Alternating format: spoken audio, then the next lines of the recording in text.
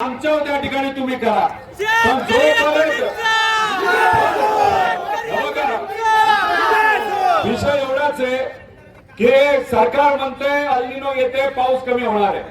मला तुम्हाला विचारायचं पाऊस कमी झाला तर तुमच्या शेतामध्ये येणाऱ्या वर्षी काय पिकणार आहे का? काय पिकणार का? जर काय पिकणार नसेल तर जो भाव जो माल आपल्या हातामध्ये आहे त्याला चांगला भाव मिळाला पाहिजे का नाही मिळाला पाहिजे? अहो आता एमएलसीच्या इलेक्शन मध्ये एक तिकीट दिलं गेलं त्याच्या मागे 50 कोटी रुपयाचा व्यवहार झाला अशी चर्चा आहे।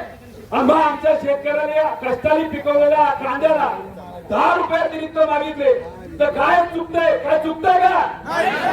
मग आपल्याला किती रुपये पाहिजे रेट? आपल्याला रेट पाहिजे 30। 2023 ला देवेंद्र फडणवीस साहेबांनी काय सांगितलं होतं? आम्ही शेतकऱ्याला 24 रुपयाचा भाव देऊ। मग इलेक्शनच्या आधी 24 आणि इलेक्शन झाल्यानंतर 12.5। हा कसला नाही आमच्या शेतकऱ्यावर? मी तुम्हाला विचारतो इलेक्शनच्या आधी जो भाव डिक्लेअर झाला तेवढा तरी कमीत कमी इलेक्शन नंतर आपल्याला मिळाला पाहिजे का नाही मिळाला पाहिजे? मग अशा ज्यांच्या शेतकऱ्यांनी आतापर्यंत कांदा दिलाय त्यांना किती रुपये अनुदान मिळालं पाहिजे? 10 ते 15 रुपये अनुदान मिळालं पाहिजे। 18 तारखेला आणि 26 तारखेला नाशिकला जे आंदोलन आम्ही सगळ्यांनी त्या ठिकाणी मिळून केलं, काँग्रेसचे नेते होते, आपल्या पक्षाचे नेते होते, शिवसेना उद्धव ठाकरे साहेबांच्या पक्षाचे होते, शेतकरी संघटनेचे होते, सीपीएमचे होते, या सगळ्यांनी आंदोलन केल्यानंतर 4 ते 5 रुपये जो कांद्याचा भाव होता आज वाढला का नाही वाढला? शेतकऱ्यांनी आंदोलन केलं, नाशिक मध्ये मोठं आंदोलन केलं, त्याचा फायदा महाराष्ट्रातल्या प्रत्येक कांदा उत्पादक शेतकऱ्यांना झाला का नाही झाला? त्यामुळे आपल्या सगळ्यांची जबाबदारी आहे की आपल्या हक्कासाठी आपल्याला जर लढायची वेळ आली आणि सरकार जर आपलं ऐकत नसेल तर सरकारला आपल्याला गुडघ्यावर आणावं लागेल। आणि त्यासाठी जी कुठली भूमिका आपल्या सर्वांना घ्यायची ती भूमिका त्या ठिकाणी आपल्या सगळ्यांना घ्यायची। त्यामुळे आता ठरलंय की काय झालं तरी आपला आवाज हा राज्य सरकारकडे आणि दिल्लीपर्यंत गेला पाहिजे।